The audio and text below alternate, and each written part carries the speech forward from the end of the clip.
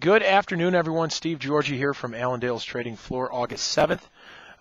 Markets worked a little bit lower here today. So guys were expecting early today, we're going to see this turnaround Tuesday type mentality. Well, we did start off a little higher in the grains. Beans were strong.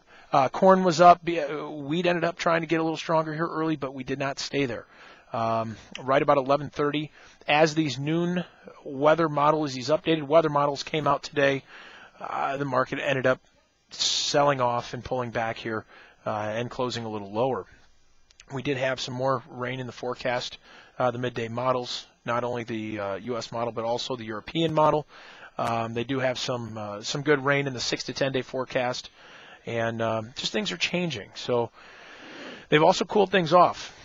Last night they had this ridge coming in the 6 to 10 day, looked to get warmer. They've taken that ridge out again, so it's this back and forth type mentality.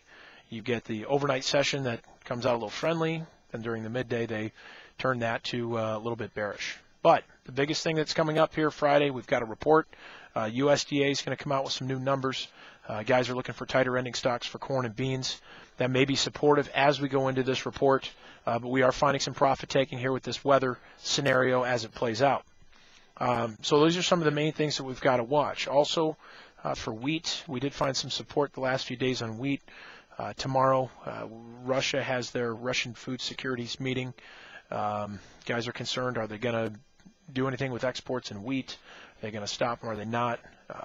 We don't feel that's going to be too big of a deal, but it is something that's out there that guys are talking about. So continue to watch the news as far as that. Not a lot of outside influence today. The dollar right about unchanged.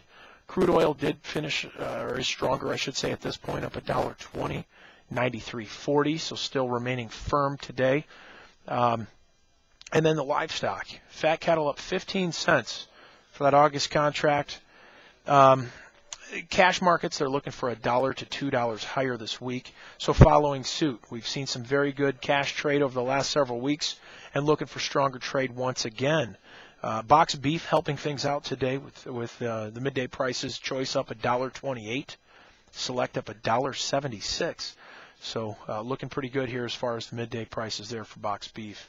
Hogs $1.95 higher today in the August. So this is after finding a pretty deep setback that we've had over the last several days.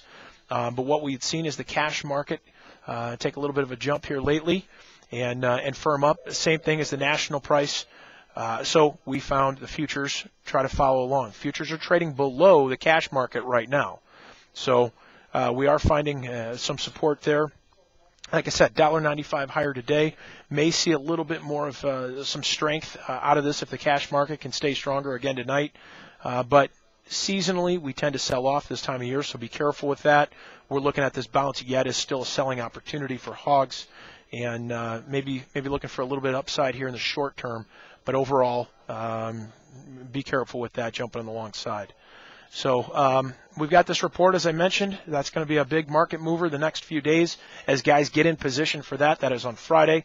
And then the weather, continue watching these weather maps. That's been a big player and still remain to be a big factor for us as far as prices.